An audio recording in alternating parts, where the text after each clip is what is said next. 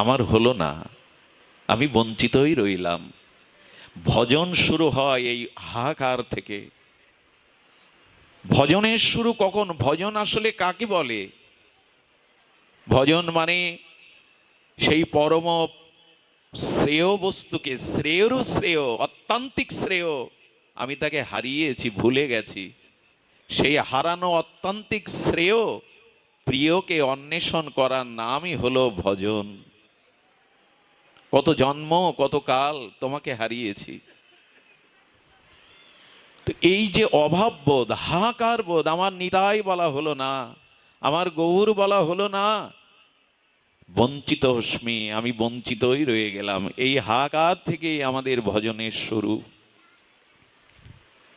সুধীজন, আজ যেমন বিরহ তেমনি আনন্দেরও দিন। আজ দিগম্বরী দেবী চেয়ে চেয়ে দেখছেন, শুধু নয়, তার অপর করুণার প্রেম দৃষ্টিতে, কারুণ্য দৃষ্টিতে আমাদের দিকে চাইছেন। দেখুন, ভগবানের তিথি যেমন পবিত্র, ভগবানের তিথি যেমন আমাদের পালন করা একান্ত কর্তব্য, ভগবানের তিথির যে মহিমা, ভক্তের তিথি পালন করা সেই একই মহিমা। বরঞ্চ ভগবান আরো প্রসন্ন হন। যেখানে ভক্তের গুণকীর্তন নাই, ভক্তের মহিমা কীর্তন নাই, যেখানে ভক্তের লীলা চরিত আর আস্বাদন নাই, সেখানে ভগবান আনন্দই পান না।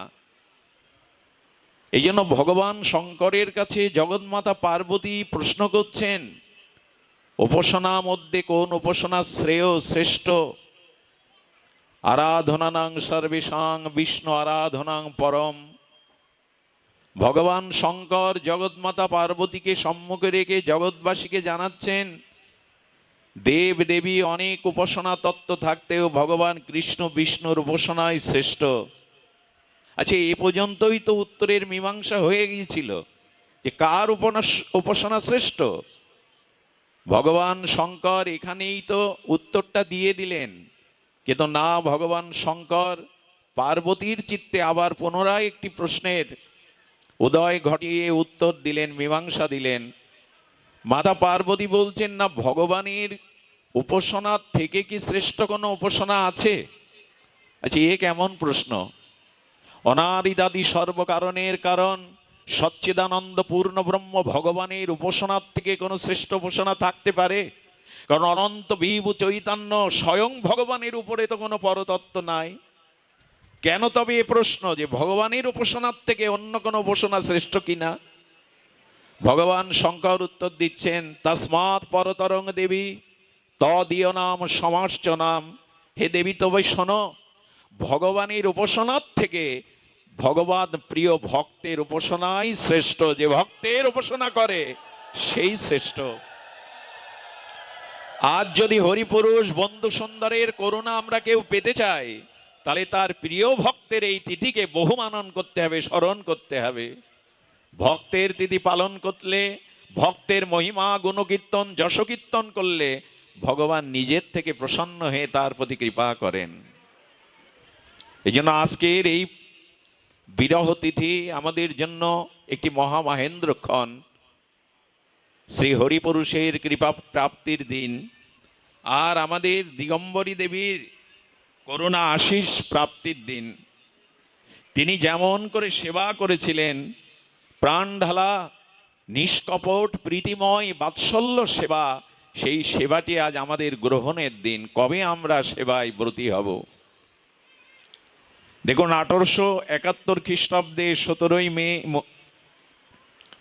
মুর্শিদাবাদের ডাহাপাড়াতে এসেছিলেন প্রভু সুন্দর। প্রভু সুন্দর সম্পর্কে সারা বিশ্বে আজ মহানাম সম্প্রদায় কর্তৃক প্রচার প্রসার, এবং পরবর্তীতে ভগবত গঙ্গান্তরী পরম পরম পূজ্যপাদ বিশ্ববন্দিত পাবন পদরেণু ডক্টর মহানম্রত ব্রহ্মচারীর দ্বারা বিশ্ব জেনেছে প্রভুর মহিমা। মহেন্দ্রজির যারা মহানাম ব্রহ্মচারীজির দ্বারা বিশ্বময় জেনেছে প্রভুরাজ দিব্য চরিত্রাবলী। কে তিনি?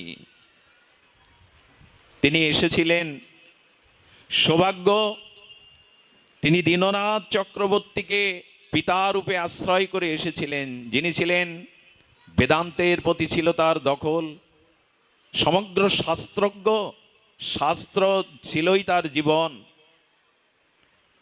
এবং তিনি এসেছিলেন যে মাতাকে আশ্রয় করে,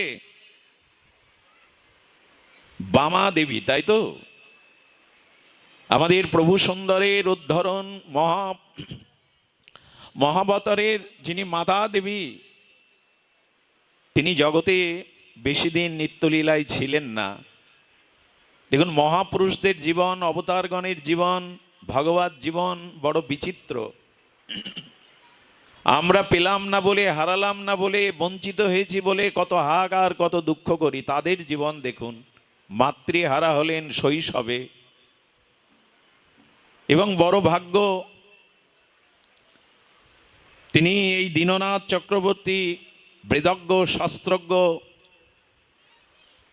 তিনি জগৎকে নিয়ে, তখন জগতই তিনি, জগৎকে নিয়ে এসেছিলেন এই পবিত্র ভূমিতে, যে ভূমিতে আজ আমরা বসে হরিকথার সৌভাগ্য প্রাপ্ত হয়েছি। বন্ধু সুন্দরের দর্শন, এই শ্রীধামের অঙ্গনের ভক্তিমাখা ধূলিকণা স্পর্শ করার সুযোগ পেয়েছি, সৌভাগ্য পেয়েছি। এই স্থানেই চলে এসেছিলেন। ব্রাহ্মণকান্দি বলা হতো মনে হয় তখন। এখানেই এসেছিলেন। মাতৃহারা এই জগৎকে কে তুলে নেবে, কে মায়ের অভাব পূরণ করবে, কে স্নাসিক্ত হয়ে বুকে টেনে নেবে। জগতে ভগবানও যখন আসেন, তখন তিনি মায়ের প্রতি তার শ্রদ্ধা, তার ভক্তি, তার অকৃত্রিম সেবা জগতে রেখে গেছেন। আপনারা জানেন, যশোদা মা সচী মায়ের কথা গোবিন্দ ভুলতে পারেননি, গৌর ভুলতে পারেননি। মহাপ্রভু তো মাতৃভক্তির নিদর্শনের জন্য শ্রীধাম বৃন্দাবনে ভজন না করে লীলাচলেই ভজন করলেন। অপ্রকট কাল পর্যন্ত লীলাচলেই ছিলেন, শুধু মাতৃদেবীর কথায়। ভগবানও যখন আবির্ভূত হন, যে জননী শক্তিকে আশ্রয় করে তিনি নিজে জগৎকে দেখান, মাতৃভক্তি অটুট না হলে, মাতৃভক্তি সিক্ত না হলে কোনো সন্তান শ্রেষ্ঠ হতে পারে না, জীবনের লক্ষ্যে পৌঁছাতে পারে না। ভগবত ভক্তি তো অনেক দূরের কথা। মহাপ্রভু জগন্নাথের প্রসাদী বস্তু, প্রসাদী কাপড় পাঠিয়ে গৌরমণ্ডলের ভক্তদের কাছে কাঁদতেন আর বলতেন, জননীকে বলো যেন নিমাইকে ক্ষমা করে। আমি মায়ের সেবা করতে পারলাম না, উচাটন মনে সন্ন্যাস নিলাম, মায়ের সেবা করতে পারলাম না। যখনই সচিমা আর রন্ধন করে বিষ্ণুপ্রিয়ার ভোগরাগ নিয়ে গৌর ভোজন মন্দিরে এসে ব্যাকুল হয়ে ডাকতেন, আয় নিমাই, আয় বাপ, সংকীর্তন করতে করতে কত ক্ষুধা পেয়েছে, আয় আয় প্রসাদ পেয়ে যা।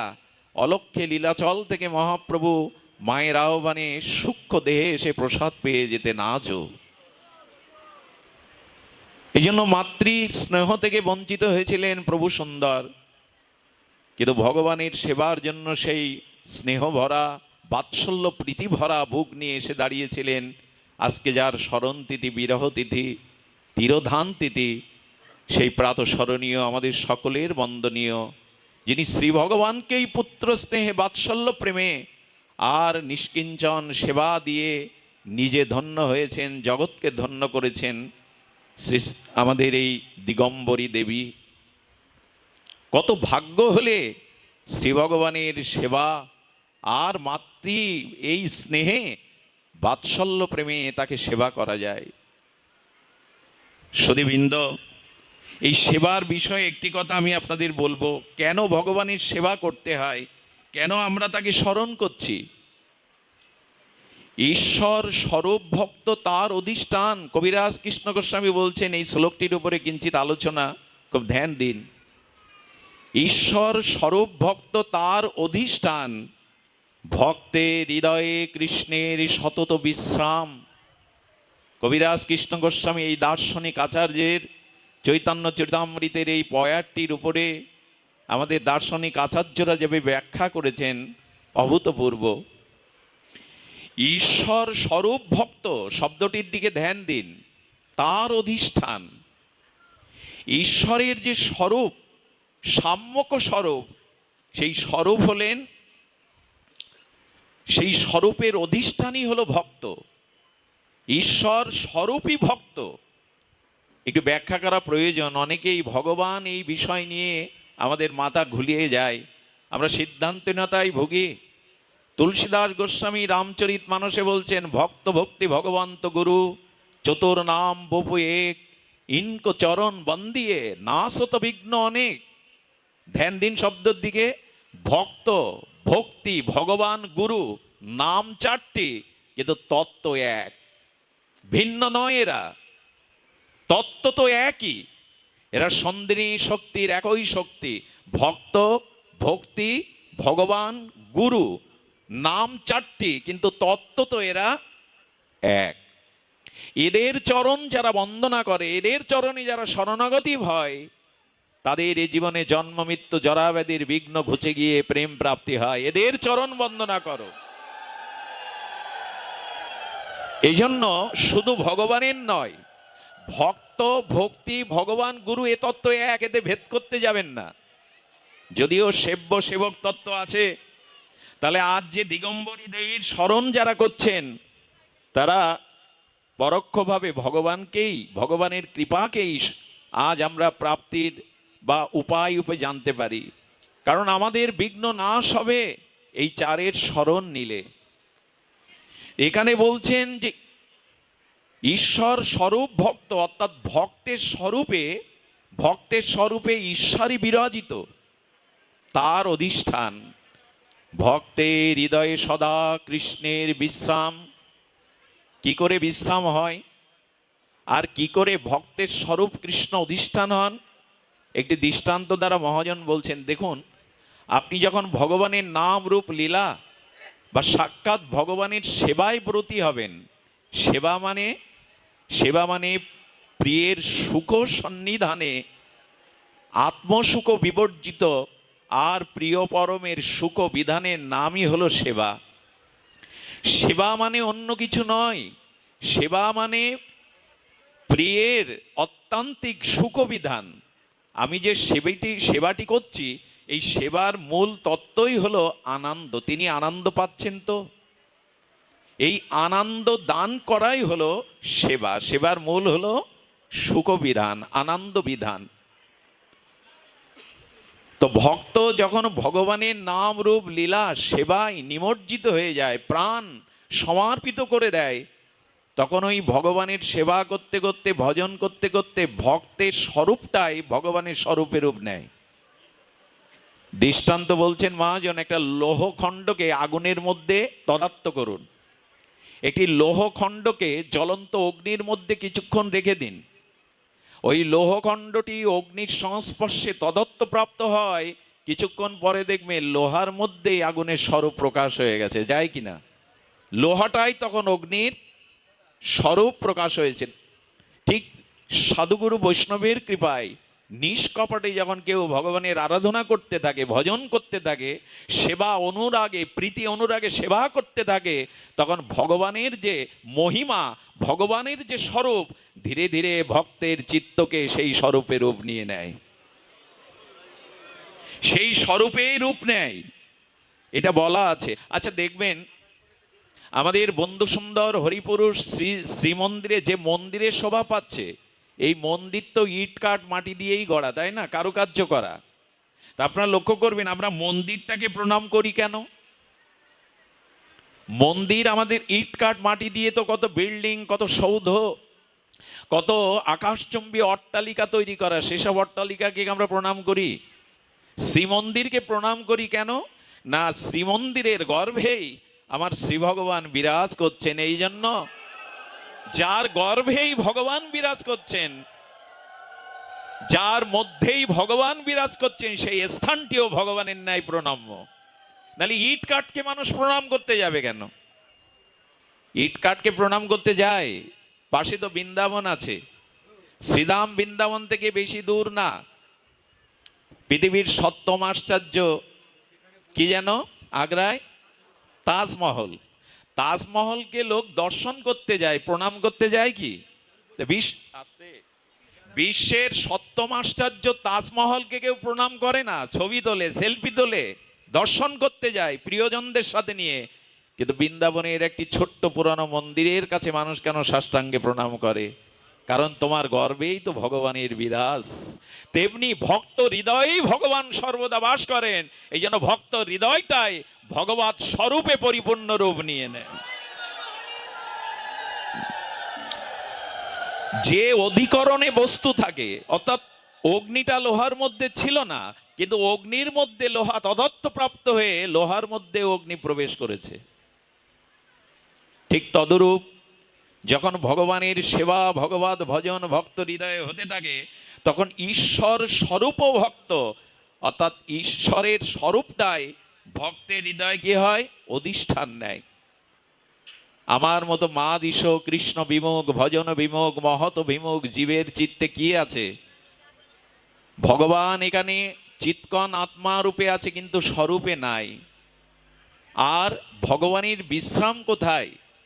একটু অভূতপূর্ব এখানে বিষয় সংযোজন করেছেন। দেখুন, ভক্তদের অধিকরণে ভগবান একেবারে একাত্মপ্রাপ্ত হয়ে যান, তদাত্মপ্রাপ্ত হয়ে যান।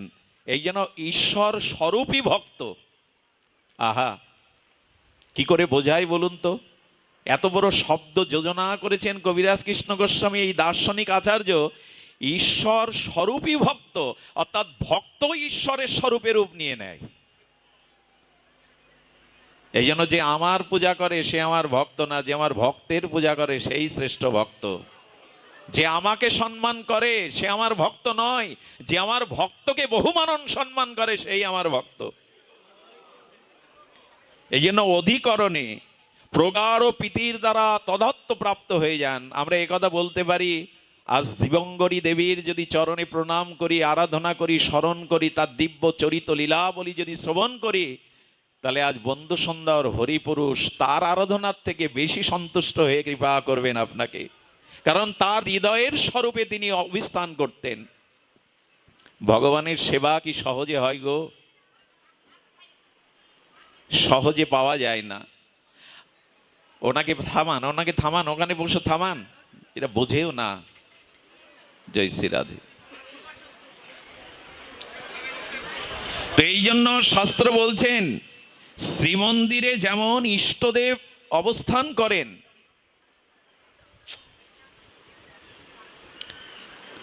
শ্রীমন্দিরে যেমন ইষ্টদেব অবস্থান করেন বিধায় ভগবানের সাথে সাথে শ্রীমন্দিরটাকেও আমরা প্রণাম করি, আরাধনা করি, দর্শন করি। তেমন যে ভক্তের হৃদয়ে ভজনের দ্বারা, অনাত্ম নিবৃত্তির দ্বারা, নিষ্ঠা রুচির দ্বারা যে হৃদয়ে ভগবানের অবস্থান, অর্থাৎ ভগবানের পূর্ণ স্বরূপে অবস্থান, সেই ভক্ত ভগবানের ন্যায় প্রণম্য আরাধনীয় তত্ত্ব। ভগবানের ন্যায় ভক্ত আরাধিত তত্ত্ব। এই জন্য তো আজ এই তিথির আরাধনা। এই তিথির আরাধনা কেন?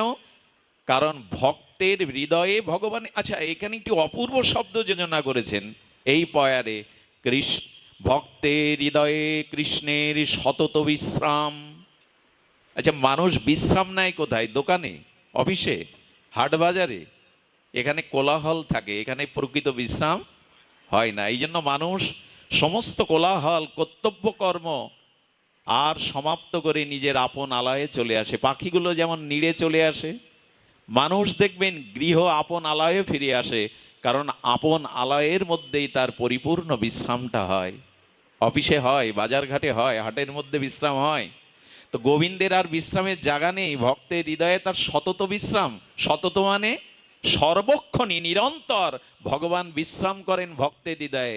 যেটা বৈকুণ্ঠেও সবসময় বিশ্রাম করেন না, যোগীদের হৃদয়ে করেন না। কেন করেন? কারণ ভক্তের হৃদয়ের কোলাহল নেই, ওইখানটা শান্ত। কৃষ্ণ ভক্ত নিষ্কাম, অতএব শান্ত। শান্তির জায়গা কোথায় জানেন? যেখানে কোনো কাম কামনা বাসনা নাই, সেটাই প্রকৃত বিশ্রামের জায়গা ভগবানের। একটা বিষাক্ত কণ্টক যদি দেহে বিদীর্ণ হয়, একটা বিষাক্ত কাটা বিদীর্ণ হলে পুরো শরীরটা জড়ো জড়ো হয়। তা আমার মতো মাদিস জীবের হৃদয়ে হাজার হাজার কামনা বাসনার কাটা বিদ্ধে থাকলে সেখানে কি শান্তি পাওয়া যায়? আর ভগবানকেও বিশ্রাম দেওয়া যায়? আমাদের চিত্ত তো অশান্ত, বিষয় বাসনায় কামনায় অশান্ত, ওখানে ভগবান বিশ্রাম নিতে চান না। এই জন্য বললেন, ভক্তের হৃদয়ে সতত কৃষ্ণের বিশ্রাম। ভগবান কোথায় বিশ্রাম নেন? যে হৃদয়ে ভক্তি ছাড়া, সেবা ছাড়া, অনুরাগ ছাড়া সসুখ বাসনা, কামনা বাসনা নেই, যে হৃদয় কামনা বাসনা হতে শান্ত হয়েছে, নির্মল হয়েছে, সেই হৃদয়ে ভগবান সতত বিশ্রাম করেন। আমাদের হৃদয়ে এত জ্বালা, এত অশান্তি, এত বিষয়ে অগ্নির তাপ কেন? এত ভব মহা দাবাগ্নি, এত দাবাগ্নির মতো আমাদের হৃদয় জ্বলছে জন্মান্তরের, কারণ কামনা বাসনা আমাদের চিত্তকে দাবাগ্নির মতো জ্বলছে। তিতাবদগ্ধ জ্বালায় আমাদের হৃদয়ে বিশ্রামের জায়গা কই? এখানে কামনা বাসনার কোলাহল আছে কি না? এই জন্য ভক্তের হৃদয় শান্ত। তোমার সেবা ছাড়া, তোমার সুখ ছাড়া আমি অন্য কিছু চাই না। সুধীবৃন্দ, একটি নিবেদন করি, এই যে কথাগুলি আমরা আস্বাদনের মধ্যে, আলোচনার মধ্যে আনার চেষ্টা করছি, এই ভক্ত স্বরূপ, এই হৃদয়ে ভগবানের বিশ্রাম, এই জন্মেই বঞ্চিত না হয়ে ভগবানের সেবা আরাধনা প্রেম ভক্তি প্রাপ্তির এর একটা উপায় আমরা শাস্ত্র থেকে আস্বাদন করি। দাদাজি মহারাজ তো আমাদের পরম আচার্য তো বলেছেন, আমাদের আজকে এই তিথির যে উপজীব্য আরাধনার বিষয়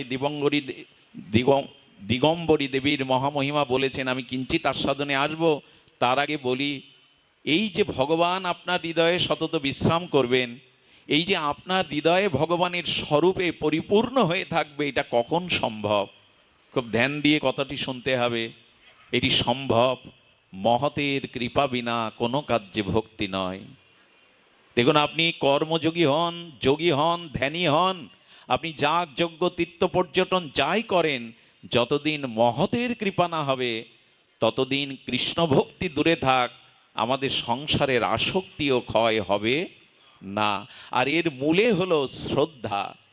যতদিন শ্রদ্ধা উপজয় না হবে, আদৌ শ্রদ্ধা, গীতা বাক্যেও ভগবান বলেছেন, শ্রদ্ধাবান লবিত জ্ঞানাম তৎপরে সংযতেন্দ্রিয় জ্ঞানাং লব্ধা পরাং শান্তি মচিরেনা অধিগচ্ছতি। শান্তি ভক্তি যাই পেতে চাও, আর বিশুদ্ধ জ্ঞানের অধিকারী যদি হতে চাও, আগে চাই শ্রদ্ধা। আমাদের ভাগবতে বলে দিলেন আদৌ শ্রদ্ধা। প্রেম ভক্তির প্রাপ্তির বিশেষ উপায় হলো শ্রদ্ধা। আর সব কিছুর মূলে এই শ্রদ্ধার বড় অভাব দেখা দিয়েছে। আজ আমরা বড় তার্কিক, আমাদের হৃদয় বড় শুষ্ক। আমরা পাণ্ডিত্যের দ্বারা, তর্কের দ্বারা সব কিছুকে চুলচেরা বিচার না করে নিতে শিখিনি। হ্যাঁ, বিচার থাকবে, কিন্তু কুতর্ক থাকলে শ্রদ্ধা পাওয়া যাবে না।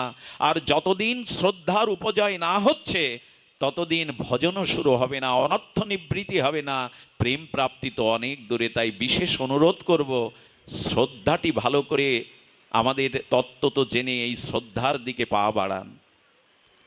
শ্রদ্ধা শব্দে বিশ্বাস কহে সুদৃঢ় নিশ্চয়।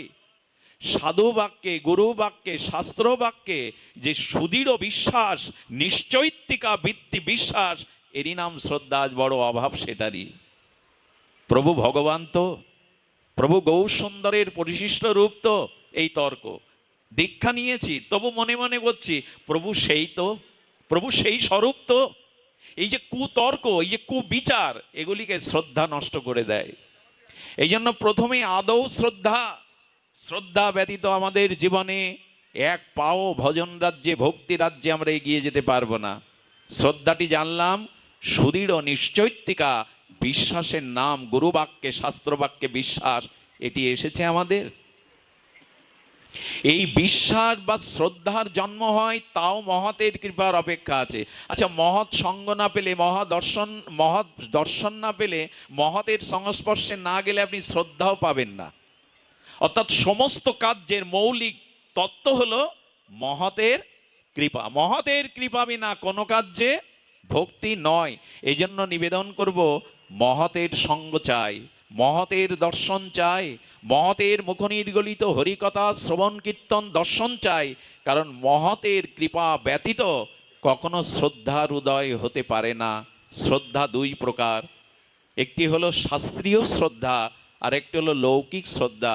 বৃন্দাবনে গেলাম, আর অঙ্গনে এলাম, শ্রী অঙ্গনে ভক্তদের সাথে একটু তীর্থ পরিক্রমা করলাম, ওই ফিরে এসে যেভাবে তিলক নেয় ভক্তরা, যেভাবে পোশাক পরে, কিছুদিন আহার বিহার শুরু করলাম, কিন্তু ধীরে ধীরে যথার্থ মহৎ কৃপা না হওয়ায়, শ্রদ্ধা না হয়, ধীরে ধীরে ওই অভ্যাস ভাটা পড়ে, ধীরে ধীরে সেই অভ্যাস আবার অস্তমিত হয়ে যায়। এই যে লোকের দেখা দেখি যে শ্রদ্ধায় শ্রদ্ধায় কাজ হবে না, এটা কিছুদিন পর অস্তমিত হয়ে যাবে। চাই শাস্ত্রীয় শ্রদ্ধা। শাস্ত্রীয় শ্রদ্ধা কাকে বলে? যদি জীবনও যায়, প্রাণও যায়, তবে এই বিশ্বাস থেকে আমি এক চুলও পরিমাণ নড়ব না। এই জীবন, এ সংসার, সকল কিছু যাক, আমি আমার বিশ্বাস থেকে এক চুলও নড়ব না। এরই নাম শাস্ত্র শ্রদ্ধা, যেটা দেখিয়েছিলেন নামাচার্য হরিদাস ঠাকুর।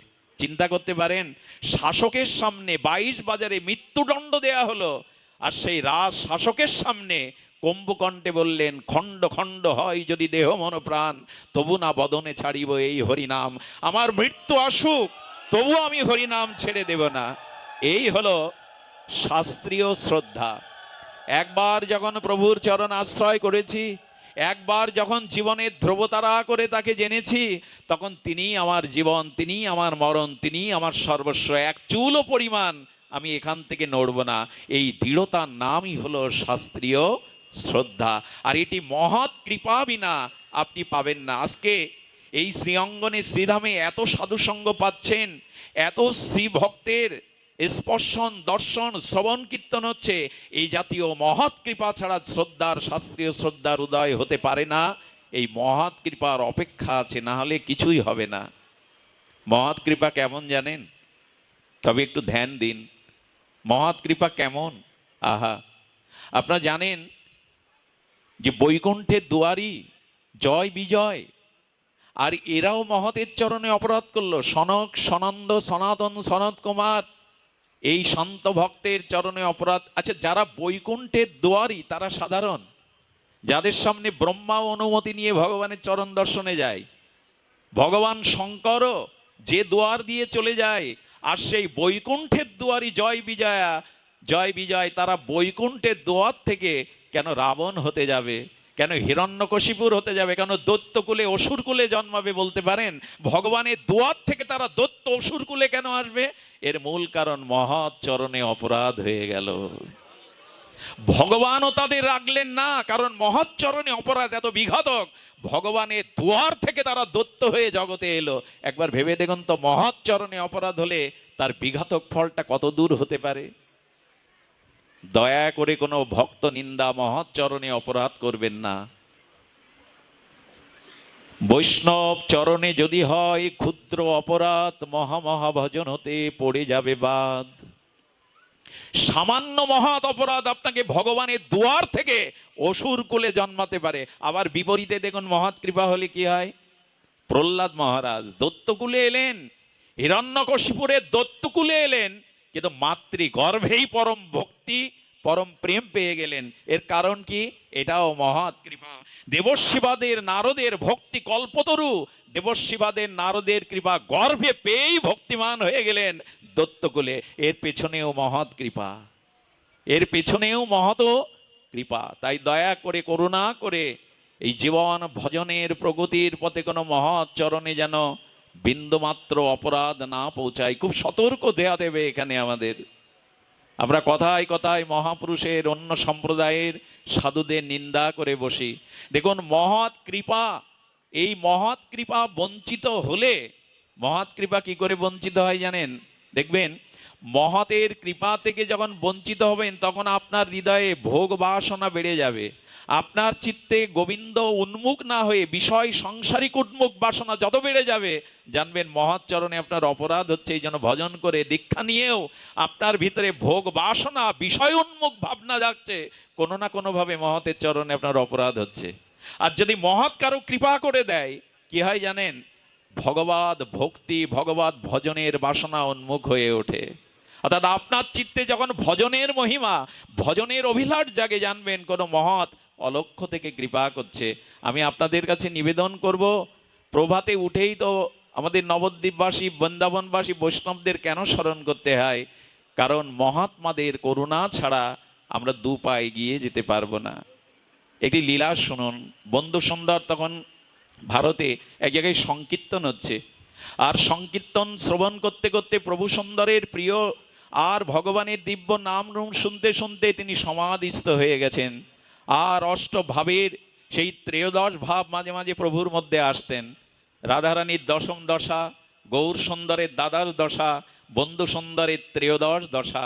সেই ত্রয়োদশ দশায় যখন উনি নামে প্রেমে মূর্ছিত হয়ে পড়ে গেছেন, সঙ্গে সঙ্গে কি হয়েছে দেখুন, মহৎ কৃপার কি ফল। মূর্ছিত হয়ে পড়ে গেলে ওখানে এক ডাক্তারবাবু দাঁড়িয়েছিলেন, খুব ধ্যান দিয়ে শুনুন। ডাক্তারবাবু বলছেন ও অনেক দেছে, এগুলো মির্গির রোগ। আমরা যেমন আমাদের কূট বিচার দিয়ে ভাবি, আর এগুলো মির্গি রোগ। সবাই ডাক্তারকে বলছে প্রভুকে একটু দেখুন না। প্রভুর অঙ্গে যখন হাত দিয়েছে দেখছে তার নাড়ির স্পন্দন নেই। ত্রয়োদশ দশা কি সাধারণ গো? এটা কি যুক্তি দিয়ে বোঝানো যাবে? এ জগতে তিনি আর নাই। তিনি সেই নিত্য বিভাবিত চিত্তে আর সমাধিস্থ হয়ে নিগূঢ় প্রেম বিলাসে তিনি ভেসে গেছেন। ডাক্তার ভয়ে আর হাত দিচ্ছে না, কিন্তু কি হলো জানেন সতীবৃন্দ? যখনই ওনার অঙ্গে হাত দিয়ে একবার বলছেন এনাকে আমি দেখতে পারবো, তো নারীর স্পন্দন নেই, নিঃশ্বাস নেই। কিন্তু কি হলো জানেন? দ্বিতীয়বার আর বলবার সাহস পেলেন না, এনার মির্গির লোক। কারণ ওই যে একবার স্পর্শ করেছে বন্ধু সুন্দরকে, তাতে তার হৃদয়ের মধ্যে এত করুণা সঞ্চারিত হয়েছে, তিনি আবার মনে করছেন আর একবার যদি স্পর্শ করতে পারি। আমার মধ্যে এমন ভাব হচ্ছে কেন? আমি তো অনেককেই স্পর্শ করেছি, কই এমন তো কোনোদিন হয়নি গো। আমার ভেতরটা এমন হচ্ছে কেন? সেই দিন ওই একবার স্পর্শ করলেন, তাতে বাড়ি ফিরে গিয়ে তিনি আর বেশি দিন ডাক্তারি করতে পারেননি জানেন। প্রভুর চরণে গিয়ে নিজেকে সমর্পণ করে দিয়েছিলেন। প্রভু হৃদয়ের চিকিৎসা হয়নি, তোমার চরণে চলে এসেছি। মহৎ যদি করুণার দৃষ্টি দিয়ে দেয়, সেই করুণার দৃষ্টিতে অনন্ত জন্মের ভজন সাধনে যা না পাওয়া যায় সেই প্রাপ্তি হওয়া যায়। এই মহৎ কৃপায় আমাদের সম্বল, প্রেম ভক্তি বলুন, সংসার বিষয় বাসনা নাশ বলুন, সব মূলে মহৎ কৃপা। আমার মাঝে মাঝে কি মনে হয় জানেন? রাধারানীর কাছে, বন্ধু সুন্দরের কাছে প্রার্থনা করবেন যেন জীবনে মহতের সঙ্গ পায়, মহতের কৃপা পায়। তোমাকে পায় আর না পাই সে ভাগ্য আমার হয়তো নাই, কিন্তু তোমার কৃপায় যেন কোনো মহতের সঙ্গ পায়, মহতের কৃপা পায়। মহতের কৃপাতেই এই প্রেম ভক্তির উদয়। আর যদি অপরাধ হয় তবে বৈকুণ্ঠের দুয়ারি হলেও অসুর কোলে আসতে হবে, পতন স্খলন হতে হবে। আর যদি মহতের করুণা হয় তো মাতৃ গর্ভেই প্রেম ভক্তি পাওয়া যায় প্রহ্লাদের মতো। এটা মহৎ কৃপা সাপেক্ষ সুধীজন। এই জন্য প্রভু যেখানে যেখানে গেছেন, আপনাদের মনে আছে প্রভু এই যখন এই শ্রীঅঙ্গনে তিনি এসেছেন, সাঁওতালদের ডোমদের কাছে গেছেন, প্রভু জাতির বিচার করেননি।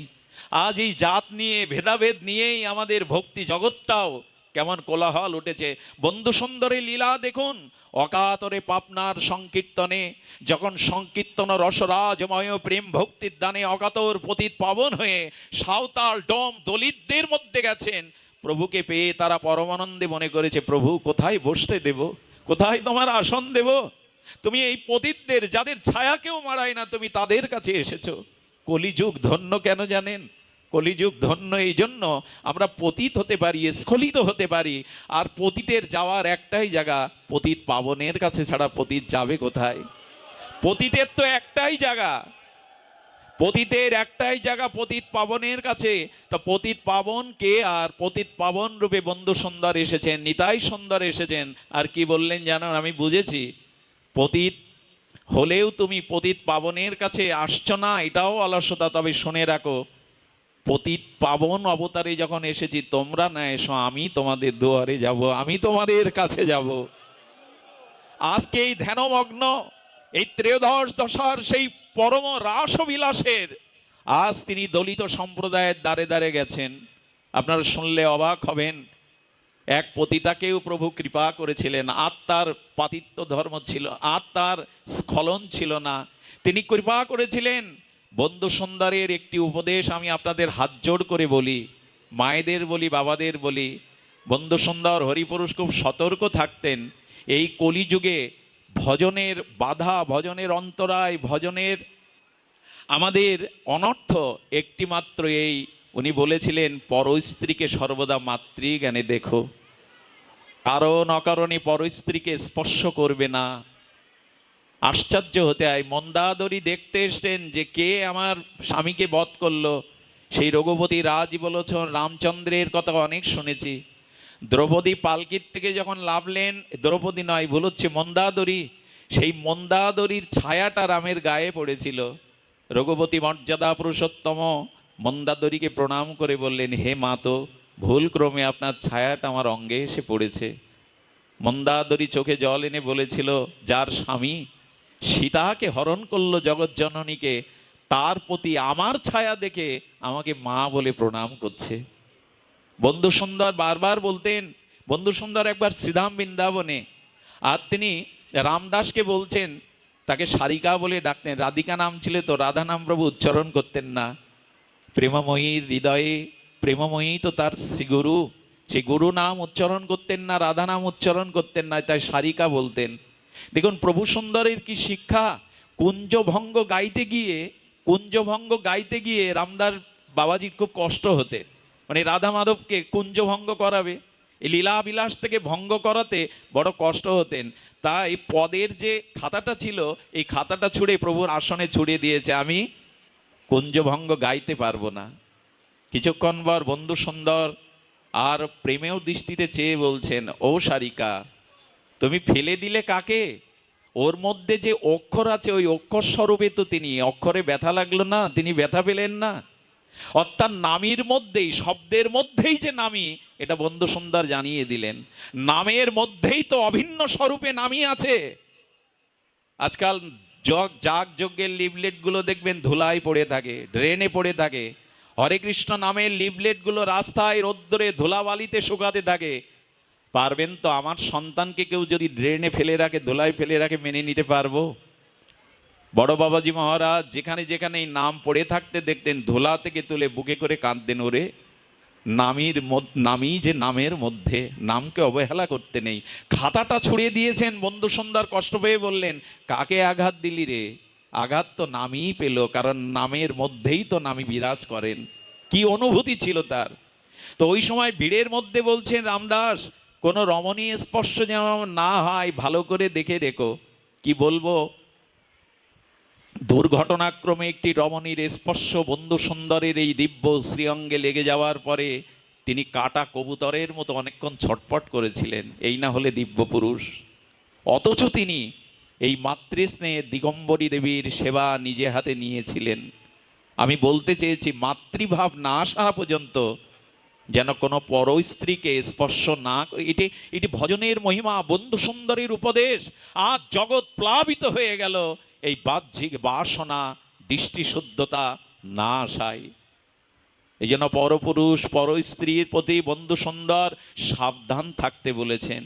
অস্খলিত ভজন নিষ্ঠার জন্য বলেছেন, এই অপরাধ যেন আমাদের মধ্যে সংগঠিত না হয়। বন্ধু সুন্দর রাধারামী, তার মাঝে মাঝে আগেকার দিনের, পুরানো দিনের ধর্মীয় যাত্রা হতো, আপনারা জানতেন, পালাগান হতো। একবার নদীতে যেতে যেতে কয়েকটি বালক হা রাধে হা রাধে হা রাধে বলে যখন কীর্তন করছেন, এই রাধা নাম বন্ধু সুন্দরের কানে আসার সাথে সাথে ভাবাবিষ্ট হয়ে তিনি জলেই পড়ে গেলেন। বলতে পারেন এক নামে কি জাতীয় মাধুর্য থাকলে যেই রাধা নাম কানে গেল, বন্ধু সুন্দর ধীরে ধীরে আর সেই ত্রয়োদশ দশায় যেন মূর্ছিত হয়ে জলেই পড়ে গেলেন, নদীতেই পড়ে গেলেন। নদী থেকে ভক্তগণ তুলে তার নিথর দেহটা অনেকক্ষণ পর সেবা করতে করতে চেতনা ফিরেছিল। এক নামে যার এই দশা হয়, নামের প্রতি কই আমাদের তো হলো না? গলদস্র আসে নাম নিতে নিতে। এই জন্য ঠাকুর মশাই বললেন, বন্ধু সুন্দর নিজে আচরণ করে গেছেন। প্রহ্লাদ মহারাজের লীলা কীর্তন হচ্ছে, লীলা আগেকার দিনে, পুরানো দিনে প্রাচীন যাত্রাপালা হতো পৌরাণিক, সেখানে প্রহ্লাদের চরিত্র শুনে প্রভু কাঁদছেন আর কাতর হয়ে বলছেন, আমার তো বিশ্বাস এলো না, আমার তো প্রহ্লাদের মতো এত ব্যাকুলতা এলো না। আমি বোঝাতে চাইছি, এই চরিত্র থেকে আজ আমাদের নিতে হবে এই ব্যাকুলতা। কই আমাদের, কই তোমায় পেলাম না, তোমার ভজন হলো না। এই জন্য ঠাকুর মশাই তার ত্রিপদীতে বলেছেন, সেই দিনই তোমার নাম নেওয়া সার্থক হবে, সেই দিনই তোমার হরি নাম ক্রিয়া করবে, সেই দিনই নাম প্রভুর কৃপায় তুমি প্রেম ভক্তি পাবে। কবে সেটা? যেদিন নয়ন অশ্রু, যেদিন হরি বলতে নয়ন অশ্রু আসবে, যেদিন হরি বলতে হৃদয় পুলকিত হবে, গৌরাঙ্গ বলিতে হবে পুলক শরীর। যেন হরিনাম নিতে নিতেই সমস্ত শরীরে রক্তকণা, সমস্ত লোমকূপ যেন আর আর উচ্ছ্বসিত হয়ে ওঠে। গৌরাঙ্গ বলিতে হবে পুলক শরীর, হরি হরি বলিতে কবে নয়নে বহেনীর। এক নাম শুনতে শুনতেই কবে এমন রতিমতি হবে, যে রতিমতির দাবে নামে রুচি হবে। আমার নয়নে অশ্রুপ্লাবিত হবে, হৃদয় বিগলিত হবে। আসলে হয় কি, আপনারা জানেন হা কীট পতন সংকীর্তনের একটি শব্দ আছে। আসলে প্রভুর যে বিরহ, গৌর সুন্দর রাধা ভাবনিধি যিনি, রাধা ভাবদ্যুতি সুবলিত তনু, তিনি যে জীবের প্রতি করুণা করেছেন, সে করুণা জগতে বিরল। হা কীট পতন এই শব্দের দ্বারা, এই সংকীর্তনের দ্বারা বোঝাতে চেয়েছেন এবার তার করুণায় কীটও উদ্ধার হয়ে যাবে, এবার তার নামে কীটও বঞ্চিত হবে না ব্রজপ্রেম পেবে, কীটগুলো পেয়ে যাবে। বলে যে প্রেম আনন্দ সিন্ধু ব্রহ্মা পায় না, তা কীটকেও দান করছেন, এত বড় তার করুণা। সেই করুণা আমরা জেনেছি ঝাড়খণ্ডের পথে শ্রীকৃষ্ণ চৈতন্য মহাপ্রভু মধুর কণ্ঠধ্বনিতে তার হরিনাম বিতরণে দেখেছি। পেছনে পেছনে তার একান্ত সেবক যাচ্ছেন, সেই বলভদ্র ভট্টাচার্য দেখছেন আজ প্রভুর রক্ষা নাই। আরে প্রভু যে পথ দিয়ে সংকীর্তন করতে করতে আজানুলম্বিত বাহু আর ঊর্ধ্ব পানে উঠে চলেছেন সংকীর্তনে, ঠিক সেই মুহূর্তে একটা ব্যাঘ্র পথে বসা। ধ্যান দিন, এদিকে ধ্যান দিন, উলোধ্বনি বারবার দিয়েন না, একবার দিন এদিকে ধ্যান দিন। প্রভু মধুর কণ্ঠধ্বনিতে বনপথে চলেছেন প্রেম বিতারণে, আর বলভদ্র ভট্টাচার্য পেছন থেকে দেখছে আজকে বাঘ প্রভুকে ক্ষমা করবে না। বাঘ কে আর হরিনাম নেবে গো? বাঘ কে আর প্রভুকে ক্ষমা করবে? মহাপ্রভু ভাবাবিষ্ট হয়ে সংকীর্তনরত মধুর কণ্ঠের ধ্বনিতে হরিনাম করতে করতে সমস্ত বনাচলকে প্রেম দিতে দিতে বাঘের গায়ে গিয়ে প্রভুর শ্রীপাদ লেগে গেছে। কেমন ভাবে নামে নিজেকে নিজেকে কিভাবে হারিয়ে ফেলেছেন নামের মধ্যে। সামনে ব্যাঘ্রের গায়ে চরণ লেগে গেছে, প্রভুর সাড়া নেই। এই হিংস্র সাপাত সংকল ব্যাঘ্রের গায়ে প্রভু চরণ লাগার সাথে সাথে বাঘ যখন হুঙ্কার দিয়ে উঠেছে, প্রভু চোখ উন্মিলন করে বাঘের দিকে তাকিয়ে আছে। কি করবে বলতে পারেন? এসেছে তো পতিত উদ্ধারণ লীলাতে। হা কীট পতন, যারা পতনে কীট হয়ে আছে তাদেরও উদ্ধার করার দায়িত্ব তো তোমার। তুমি পতিত পাবন, তুমি করুণা বারিধি কৃপা নিধি হয়ে এসেছো, এই জীবের উদ্ধারে তুমি তো ছাড়া আর গতি নাই। প্রভু তখন দেখলেন বড় কারোর গায়ে পা লাগলে প্রণাম করতে হয়, ছোট হলে তাকে স্নেহ জানাতে হয়, চুম্বন করতে হয়। প্রভু দুটোর একটা না করে হাত বাড়িয়েছেন। হাত বাড়িয়ে ব্যাঘ্রের চোখে চোখ দিয়ে বলছে, ওহে ব্যাঘ্র, কত জন্ম জন্মান্তরে আর অপরাধের পাপের কারণে এই বনে আর সাপাত সংকুলে এই হিংস্র জীবজন্তু জন্ম পেয়েছ। আয় ব্যাঘ্র, একবার কৃষ্ণ কহ, একবার কৃষ্ণ কহ, একবার কৃষ্ণ কহ। বেশি দিন আগের ঘটনা নয়, 500 বছর কিছু অধিক পূর্বে স্বয়ং রাধা কৃষ্ণ মিলিত তন পতিত পাবন এই দয়া নিধি করুণা নিধি গৌর সুন্দর পৃথিবীতে কোনো ভগবানের কোনো কালে এরকম করুণা দেখেছেন? বাঘ কেউ বলবে তুমি কৃষ্ণ বলতে? আচ্ছা প্রভু, বাঘ তোমার কথা শুনবে তো? বাঘ হিংস্র, তার হিংসা ভুলে তোমার কথা শুনবে তো? ব্যাঘ্রটি মহাপ্রভুর নয়নে নয়ন দিয়ে মুহূর্তের মধ্যে গৌর কৃপায় চরণ কৃপায় ভুলে গেছে যে আমি ব্যাঘ্র, আমি হিংস্র প্রাণী। প্রভুর সংস্পর্শে পরশে তার হিংসা ভুলে গিয়ে ব্যাঘ্রটি মহাপ্রভুর প্রেমে সিক্ত হয়ে শুধু সিক্ত হলেন না, ব্যাঘ্রটি তার তো হাত নাই। দেখবেন মনুষ্য ব্যতীত কোনো প্রাণীর হাত দেয়নি ভগবান, কেন জানেন? দুবাহু প্রসারিত করে ভগবানকে ডাকার জন্যই তো আমাদের জন্ম। আমাদের হাতটি দিয়েছেন কেন? প্রভু সেবার জন্য, গুরু বৈষ্ণবের সেবার জন্য, দুবাহু বাড়িয়ে ভগবানের চরণে আত্মসমর্পণ করার জন্য। অন্য প্রাণীদের হাত নাই, তারা পা দিয়েই হাতের কাজ করে। ব্যাঘ্র বলছে, ও প্রভু, আমি তো হাত পাইনি, আমার তো হাত নেই, তোমার মতো হাত দুবাহু তুলে আমি হরিবল বলবো। তবে তুমি যখন কৃপা করেছো, আমি পা দিয়েই হাতের কাজ করব। 2 পা তুলে দিয়েছে।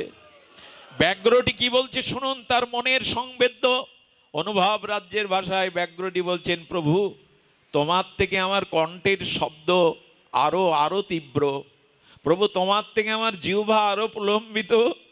কৃষ্ণ বলতে বলছো, কিন্তু আমার জিহ্বায় যে কৃষ্ণ উচ্চারণ হয় না। আপনারা দেখবেন যখন নগর কীর্তনে যান, যখন যখন সংকীর্তনে বেরোন, অনেক কুকুরগুলো দল বেঁধে তারাও চিৎকার করে। চিৎকার করে কেন জানেন? তারাও বলতে চায়, হে মনুষ্য জীব, তোমরা মহাপ্রভুর এই দিব্য নাম সংকীর্তন করছো, আমরাও চেষ্টা করছি চিৎকার করে, কিন্তু আমাদের জিহ্বাটা হরি বলার জন্য যথেষ্ট নয়। আমরাও কণ্ঠ পেয়েছি, জিহ্বা পেয়েছি, কিন্তু এই জিহ্বায় হরিনাম উচ্চারণ হয় না। তাই আশীর্বাদ করো, আজ যেটা চিৎকার করে বলতে পারছি না, যেন তোমাদের কৃপায় কোনো জন্মে মনুষ্য হয়ে হরি বলতে পারি, গৌর বলতে পারি। আর সেই জন্ম পেয়ে আমাদের জিহ্বা ভগবানের নাম নিল না, নামে রুচি হলো না। কেন বন্ধু সুন্দর নিত্য নিরন্তর নাম আশ্রয় করতে বলেছেন? কেন অখণ্ড নাম, বিরতিহীন নাম নিতে বলেছেন? নামই তো আশ্রয়। এই যুগে নাম ছাড়া তো অন্য কোনো তপস্যার দ্বারা, দানের দ্বারা, পর্যটনের দ্বারা, কোনো কিছুর দ্বারা এই যুগে নাস্তেব্যই নাম নিত্য নিরন্তর। এই জন্য ব্যাঘ্র শুধু হাত তোলেননি, চিৎকার করে যেমন কৃষ্ণ কৃষ্ণ বলছে তার কণ্ঠে, আর 6টি বাঘ এলো, এলো হরিণ, এলো হিংস্র সাবাত সংকুল জীবজন্তু, এলো ময়ূরগুলো, এলো সাপগুলো, এলো হস্তিগুলো। আর সেই হাতি যেখানে দাঁড়িয়েছে, বন্য প্রাণীরা যেখানে দাঁড়িয়েছে, কৌতুকী মহাপ্রভু মাঝখানে গিরে হরিনাম বিতরণ করছেন। বাঘ আর হরিণ অনন্যে চুম্বন করছে হরিনামে। এ দৃশ্য জগতে আর কে দেখেছে, কবে হবে? এই জন্য আজ আমার মনে হয় শুধু কি তাই, এই হরিনামের কণ্ঠধ্বনিতে, এই প্রেমধ্বনিতে মহাপ্রভু যেখানে দাঁড়িয়েছিল, বন্য পশুগুলো যেখানে দাঁড়িয়েছিল, সেখানের পাথরগুলো গলে গেল। আজও মহাপ্রভুর চরণ চিহ্ন পাথর বুকে করে দাঁড়িয়ে বলছে, এই দেখো প্রভুর চরণের এত মহিমা, প্রভুর হরিনামের এত গরিমা, যে আজ নামে আমার মতো পাষাণ মর্মার পাথরও গলে গেল। প্রশ্ন করতে ইচ্ছা করে, আমার হৃদয় কেন গলল না? পাথর গলল, কিন্তু আমার হৃদয় গলল না। জানেন, সাপগুলো এসেছিল, পাথর গলে গিয়ে সাপের আসার চিহ্নগুলো তুলো পেঁচার মতো হয়ে গেছে। প্রভুর চরণ চিহ্ন সেখানে অঙ্কিত হয়ে আছে, শুধু হলো না আমার পাথর বিগলিত হলো, হলো না শুধু আমার হৃদয়। কেন জানেন? অনেক অপরাধ আছে, মহৎ চরণে অনেক অপরাধ আছে। এই জন্য পাষাণও বিগলিত হয়, কিন্তু আমার হৃদয় বিগলিত হয় না। এই জন্য এই নামদানের উত্তর পর্বে আমাদের বন্ধু সুন্দর এই হরিপুরুষ, তিনিও দলিত সম্প্রদায়ের কাছে গেছেন। যেখানেই গেছেন সেই হরিনামে নিজেও মেতেছেন, নিজেও মাতোয়ারা হয়েছেন। সুধীবৃন্দ, একটা অনুরোধ করবো, এই নাম আশ্রয় করুন। আমি বিশ্রামের আগে এইটুকু বলবো, এটা নামময় জায়গা, এটি পতিত উদ্ধারণের জায়গা, এটি কৃপার জায়গা। বন্ধু সুন্দর পাবনা সহ এই ফরিদপুর অঞ্চলে যেখানে যেখানে সংকীর্তন গেছে, আপামর স্খলিত পতিত জীবকে তিনি বুকে টেনে নিয়েছেন হরিনাম দানের দ্বারা। আজকে তিনি তাদের বুকে করে টেনে নিয়েছেন। প্রভু সুন্দরের লীলা সাক্ষী আজ এরা জগৎকে আজ এই হরিনাম প্রেমে মাতোয়ারা করেছেন। শুধু বাদ পড়লাম আমি, হরিনামের মহিমা আমার হৃদয়ে স্পর্শ করল না। আজ এমনও পতিত উদ্ধারণ লীলাতে আমার হৃদয়ে মজল না। এই জন্য নিজে আচরণ করে দেখিয়েছেন। বন্ধু সুন্দরের একটি লীলা মনে পড়ে। তিনি বিষভানুনন্দিনীর কাছেই দীক্ষা পেয়েছিলেন, আর শ্রীধাম বৃন্দাবনে এই প্রেমের লাদীশ্বরী, কৃষ্ণ প্রেমের প্রতিমা, পূর্ণ পূর্ণিমা লাদি নিরীশ্বরী রাধা ঠাকুরানীকে তিনি হৃদয়ে সর্বদাই ধ্যান করতেন। আপনারা জানেন, বন্ধু সুন্দর একটি ঘরের মধ্যে বহু বছর এই চরণ চিন্তায় রত ছিলেন, এবং ওই ঘরের পাশ দিয়ে যারাই চলে যেত তারা একটা দিব্য চিন্ময় গন্ধ পেয়ে যেত। ওই গন্ধই তাদের নাসিকা দিয়ে ভেতরে প্রবেশ করলে ভক্তি সঞ্চারিত হয়ে যেত। এর কারণ হলো রাধারানীর চরণ চিন্তা যে হৃদয়ে হয়, তার শ্রীঅঙ্গ থেকে রাধারানীর চরণের দিব্য গন্ধ বাতাবরণে ছড়িয়ে যায়। এই জন্য এইখানে ঢুকবেন, দেখবেন এখানের বাতাবরণ, এখানের বাতাসে কিছু দিব্য সুগন্ধ ভেসে বেড়াচ্ছে। কারণ আজও প্রভু সাক্ষাৎ এইখানেই তার দিব্য চিন্ময় অবস্থান। এখানে যারা বিশ্বাস নিয়ে, হৃদয় নিয়ে, অনুরাগ নিয়ে, উৎকণ্ঠা নিয়ে আজও যারা এখানে আসে, আমার মনে হয় নিস্তব্ধতায় কান পাতলে আজও প্রভু সুন্দরের নাম তার হৃদয়ে ভেসে আসবেই, তার হৃদয়ে এই নাম ভেসে আসবেই। এই জন্য শতত ভক্তের হৃদয়ে আমাদের যেন বিশ্রাম হয়। সুধীবৃন্দ, আমি অন্তিমে এইটুকু বলবো যে মহতের কৃপার দ্বারা, নামাশ্রয়ের দ্বারা আর অনার্থগুলো দূরে সরিয়ে আমরাও আজ সংকল্প নেই, শপথ নেই, এ জন্মেই যেন তোমার চরণে রতি হয়, এ জন্মেই যেন নামে রুচি হয়, এ জন্মেই যেন সাধুগুরু বৈষ্ণবের চরণে আমাদের আসক্তি জন্মায়। আজকে দিগম্বরী দেবী তিনি দেখছেন, আজ আনন্দে তার চিত্ত ভরে গেছে।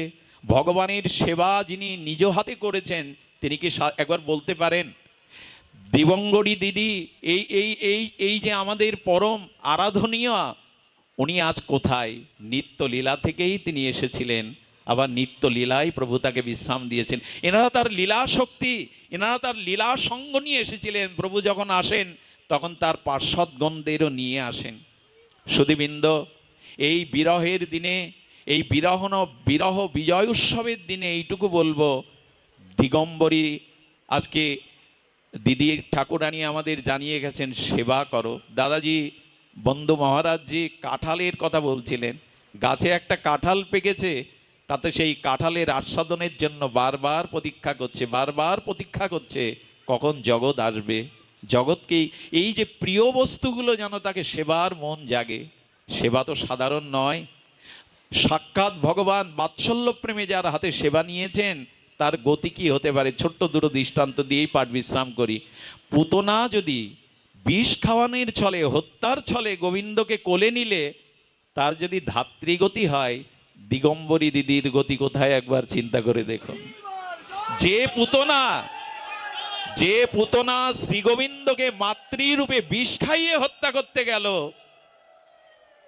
তাকেও যদি গোবিন্দ ধাত্রীগতি দিয়ে দেয়, বৈকুণ্ঠে মাতৃগতি দিয়ে দেয়, দিগম্বরী দিদি যিনি পরম বাৎসল্য স্নেহে সেবা করেছেন বন্ধু সুন্দরকে, তার গতি কোথায় বাবা?